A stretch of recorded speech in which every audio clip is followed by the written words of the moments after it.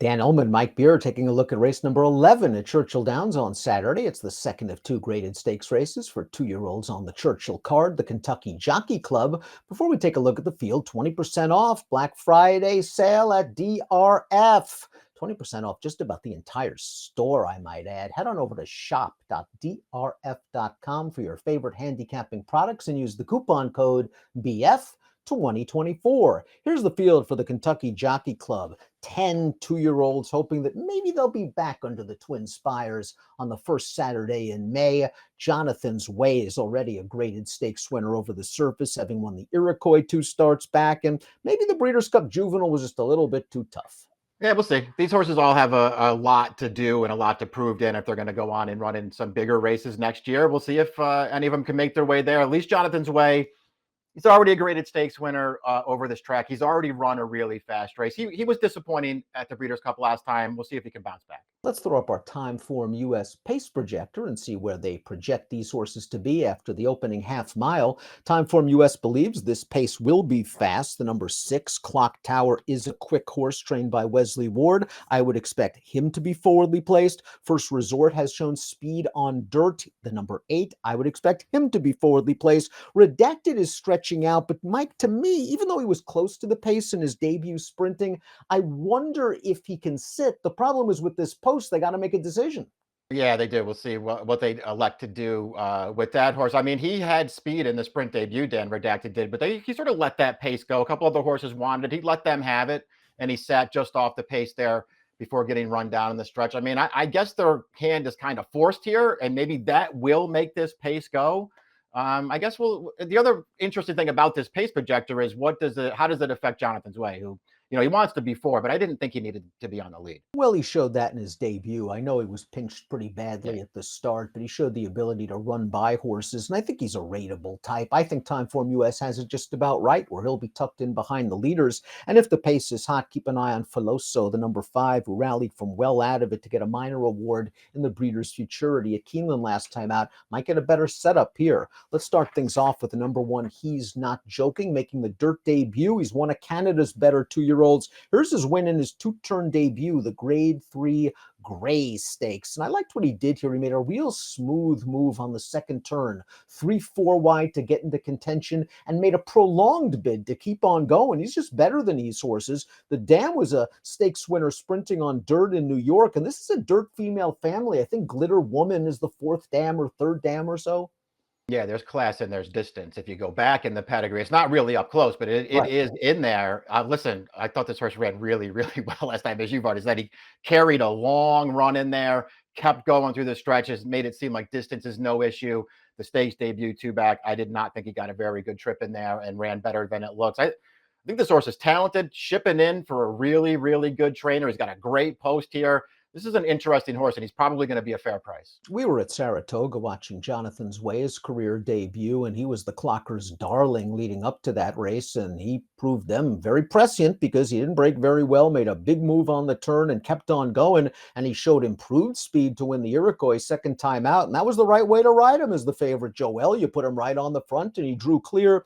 Breeders' Cup Juvenile just wasn't his race. The pace wasn't necessarily fast, and he was taking on some very good two-year-olds. So he obviously fits with these horses. Yeah, they're just taking a little step back here. It's probably the right thing to do, and I'm glad they're giving him another race here. Dan, listen, I'm not going to sit here and suggest that he was, going to win or even be close at the Breeders' Cup.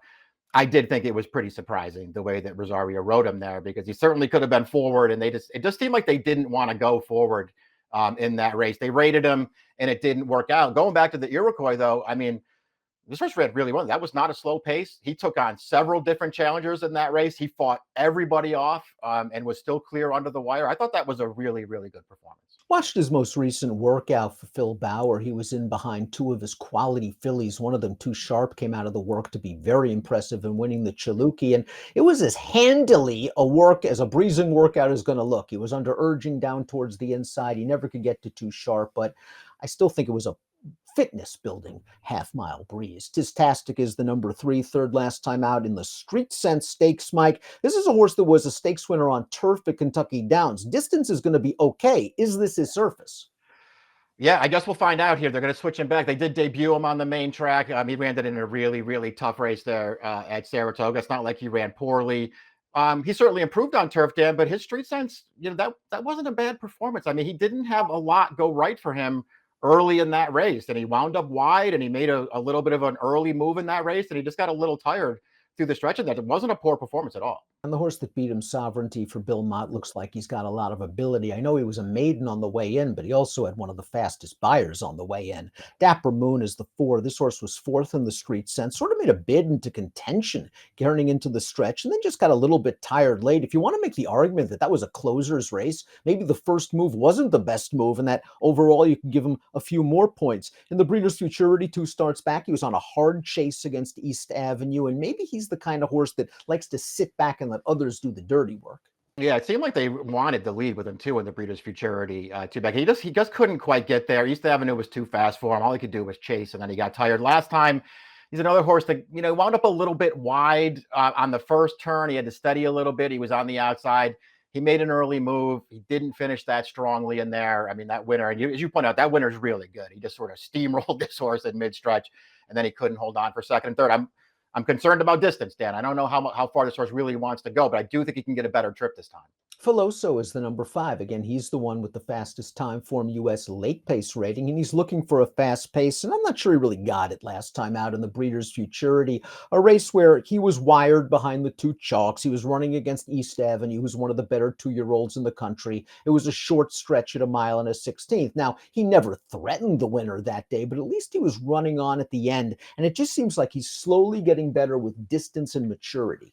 Yeah, it does seem that way. I'm gonna agree with all that stuff. I mean, as far as I could tell at the Breeders' Futurity, Dan, this horse was just picking up pieces at the end of that race. He was never really in the screen, just outrun by some better horses, and he was along for third. But I mean, this horse was never involved in the running there. His maiden win, that was pretty good at Saratoga. I loved the ride that Dylan Davis gave him. He got through on the inside in the stretch, but this horse finished. Clock Tower is the number 6. This horse is yet to a win on dirt. Started his career sprinting on the main track for Wesley Ward. They switched him to turf recently, and he's had a lot more success, getting a win at Kentucky Downs and then a 3rd place finish in the Bourbon at Keeneland. His last start at Saratoga, it was a mile, but it was an off-turf race against a bunch of turf horses, and he couldn't get the job done. Yeah, I mean, he actually has a dirt route pedigree, and I just don't really like either of his 2 dirt races. Now, they came early on and they're separated by a layoff. And so, maybe that's enough to, want to stay positive on it, because I really did like his maiden win when they switched him to grass. I know it was at Kentucky Downs. I still thought he was impressive there, and he ran fine last time. I understand, wanting to give him a chance back on dirt. I do think he'll make the early lead in this race, and then we'll just see how dangerous he is. But again, I don't really like either of his dirt starts. Sonic Skedaddle, the number 7, improved by leaps and bounds in his second lifetime start to pull off an 11-1 upset, but that race just looked like a closer's race. The pace was very, very fast, and just consider that the top 3 finishers of that race were 10th, 9th, and 8th at the pace call. The pace setters were nowhere late. I think Sonic Skedaddle took advantage of a pace collapse. I agree. Yeah, he was just totally outrun early in that race too. I mean, the other 2 horses that ran second and third there, they were off of it, but this horse was sort of isolated behind them back in last. He did put in a really good finish there, Dan, but it kind of felt like he took advantage. First Resort, the number 8, looks like a useful and versatile son of Uncle Mo, a debut winner over a muddy track at Ellis Park. They then tried the Saratoga Special second time out, sprinting. He showed really good speed in this race, and it's a shame that the winner, Showcase, came out of this race with a little bit of an injury, because I think he has the potential to be pretty good. First Resort looks like he's all in and in some hot water, but he still holds on for second, and he ran well on turf last time out in the summer. He did. He runs fine in this race. I mean, he was under pressure on the pace, and here he's no match for a good winner here at the end, but he was under pressure on the lead for most of the race there. I thought he ran okay. I liked his debut quite a bit. He's another horse. He's got a versatile pedigree, so I don't mind them switching back to dirt here to see how far he can carry his speed. But I think this horse might be a little underrated, Dan. Render Judgment was dismissed completely for his career debut. It was one of those debuts where you wanted to keep an eye on him. It was a late run for second sprinting, a nice gallop out after the fact, and you just had a feeling, well, Kenny's going to stretch him out next time out, and that's exactly what he did. And Render Judgment made hay, got a lot closer to the pace, and was pretty game to win. The 6th place finisher came back, didn't win at the fairgrounds, but earned a 79 buyer when running second. Yeah, it seems like the horses that have run back out of that race have sort of confirmed the figure anyway. So we'll see.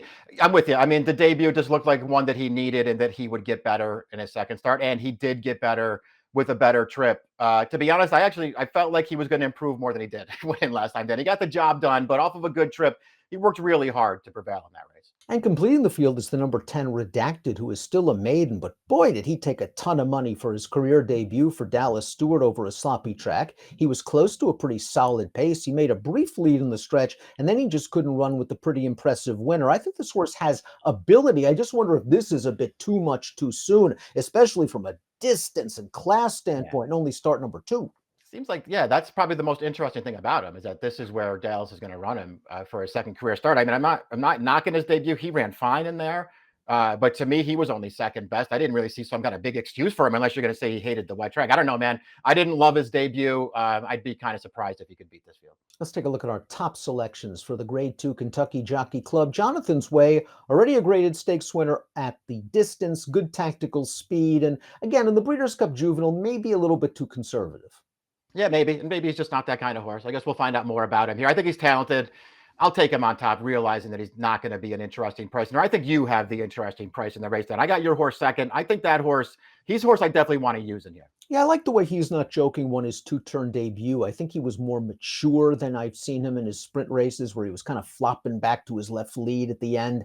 He seems more comfortable, more mature, and I think he has enough of a dirt pedigree that he'll handle the surface. 1-2-4-5 for me, 2-1-8-3 for Mike in the Grade 2 Kentucky Jockey Club at Churchill Downs on Saturday. Good luck. If you enjoyed this video, please click the like and subscribe button below for more great DRF content, including Race of the Days, stakes previews, and lots more. You can find it right here.